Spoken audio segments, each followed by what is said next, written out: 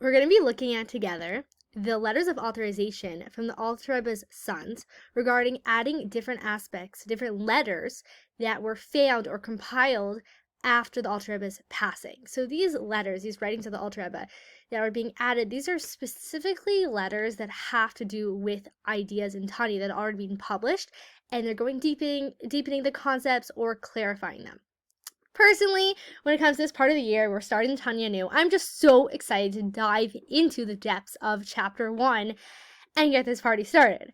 But I have to take some humility and remember that these approbations and these letters of authorization, these are actually really foundational aspects of Tanya, and there's a reason that we're meant to study them, and they're part of the Chitas, the yearly cycle, and that the Tanya didn't come out of nowhere. This book that I enjoy and that adds so much to my life, it actually was a real book that didn't exist at one point and was published, and all these different steps that went into making it reality. And so having the privilege of getting to learn the background before diving into these concepts.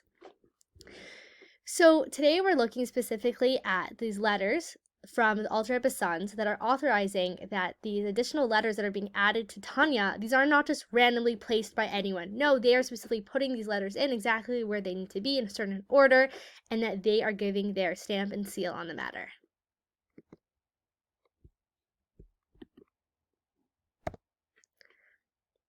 Approbation of the rabbis, long may they live, son of the illustrious author of blessed memory, whose soul's in Eden. Where is being agreed upon by us to grant permission and authorization to bring to the printing press, for remembrance of the children of Israel, the written works in uprightness and truth, words of the living God, by Lord our God, Father, Master, Teacher of blessed memory, recorded personally by his own holy hand in his own stately expression, whose souls are like burning fiery coals, which ignite people's hearts to draw them near to our Father in heaven.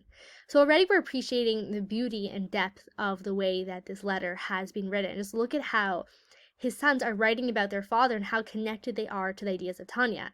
So we know the Alter Rebbe is the author of Tanya, but we're getting to know who he was as a father now also through his sons' writings, that the way they are so carrying the torch and so appreciate what Tanya is. It's here to ignite people's hearts, and they're so in touch with the mission statement of Tanya. These discourses are collectively entitled Igeres HaKodesh, being mostly epistles sent by His Holy Eminence to teach the people of God the way by which they should walk and the deed by which they should do. As much as our fathers made reference in many places to a Sefer Likutei Amarim, and since the words of Torah are scanty in one place and more ample in another, so the subject matters in Igeres HaKodesh are more fully elucidated in Likutei Amarim and vice versa.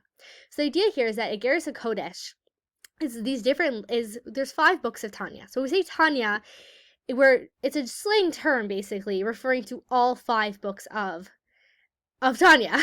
So they are Likutei Amarim, Shehar Yuchad V'Amuna, Igeres HaTshuva, Igeres HaKodesh, and Kuntras Achron. So the 4th book, Igeres HaKodesh, it's a different letters, and these letters mostly found after the Alter Rebbe passed away, or he'd written them and they were known, and students were studying them, but they had not yet become part of the actual book set of Tanya. Right? So we have 5 books of Tanya corresponding to the 5 books of the Torah.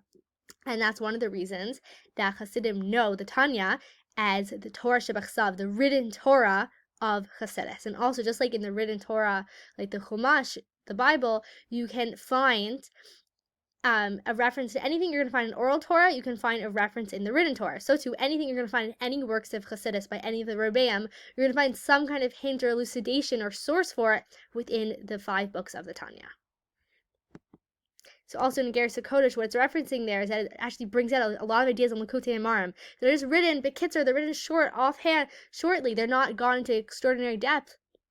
They're just kind of like placed out there. And in Igeres HaKodesh, we go back to many of those concepts and we go more thoroughly into them and explore them there. Especially also since the Igeres HaKodesh introduces new material pertaining to Likutei Amarim, right? So it's not just deepening an idea, but it's actually important information that we need to know about those concepts, in the form of Kuntras Achron, on certain chapters which he wrote when he compiled the Sefer Likutei Amarim. Kuntras Achron consists of a profound discussions and insights on the passages of Zohar, Eitz Chaim, and Pri Eitz Chaim, which appear to contradict one another, right? It says that the Pri Eitz Chaim says this, and the Zohar says that. And in his understanding spirit, the author resolves each passage according to its context, as explained in Likutei Amarim. And thus, the part of Igeres HaKodesh is certainly directly connected to Likutei Amarim. So it's saying that these are not just random letters being placed here because the Alter Rebbe wrote them. No, they could have been put into their own book. There's a reason they're being put as part of the set of Tanya, and that's because they're coming to clarify ideas in Likutei Amarim and deepen our understanding. Accordingly, we've deemed it proper to join the discourses in Igeres HaKodesh to the Sefer Likutei Amarim and Igeres HaTshuva. For saintly eminence, our Lord, our Father, our Teacher, and Master. Therefore, we hereby place a great fence, okay, this is where the warning's coming, of the rabbis for which there is no remedy, that no man lift his hand to print these discourses in their present form together with Likutei Amarim, or one without the other, for a period of 5 years from the date below. This, however, must be made known that to our misfortune, the manuscripts written by his personal saintly hand, which were composed with great precision without a superfluous or deficient letter. Just a moment on that. I've heard it said that the Alter Rebbe, before adding anything to the Tanya or changing anything, he went through the entire Tanya in his mind. As someone who spends a lot of time editing, I can't even understand what that means at all. Like, it's absolutely phenomenal. Like, the amount of care in detail of the exact word, the exact letter the Alter Rebbe put into Tanya is incredible. So that's what it's saying here.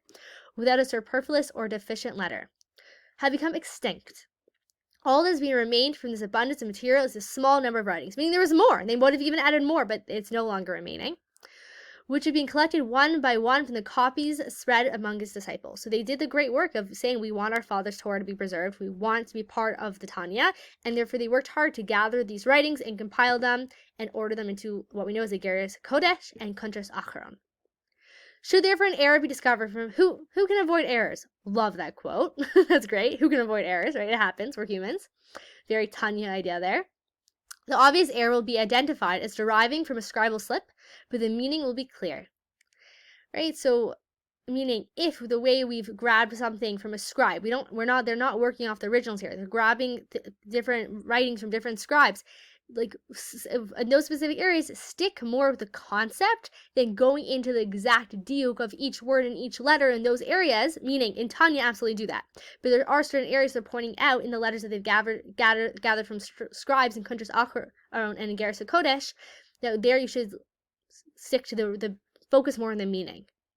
Today is the 5th day, the 22nd of ER in the 574th of the 6th millennium, declared by Dovber. So now it's going to list the Alter Rebbe's 3 sons who are signing and authorizing this letter. Declared by Dovber, the son of my Lord, Father, Teacher, and Master, Gon, Chassid Saint of Israel, our teacher, and Master Shirl Zalman of blessed memory, whose soul rests in the hidden treasure houses of heaven. Right? A beautiful how in touch with they are with who their father was and completely carrying his mantleship. Okay, so that was signed by Rev Dover. It's also signed similarly by Rabbi Chaim Avraham, as well as by his son Moshe. So just to give some more context there, the Alter Rebbe actually has 3 sons, right? So they're all authorizing the letter. And the Alter Rebbe also has 3 daughters. His 3 daughters are Rebbetzin Freda, Rebbetzin Dvorah Leah, and Rebbetzin Rachel. And those 3 sons were Dovber, who became the next Rebbe, the Middle Rebbe, Rabbi Chaim Avraham, and Reb Moshe. Thank you for taking the time to learn this Tanya together and looking forward to continuing our journey forward.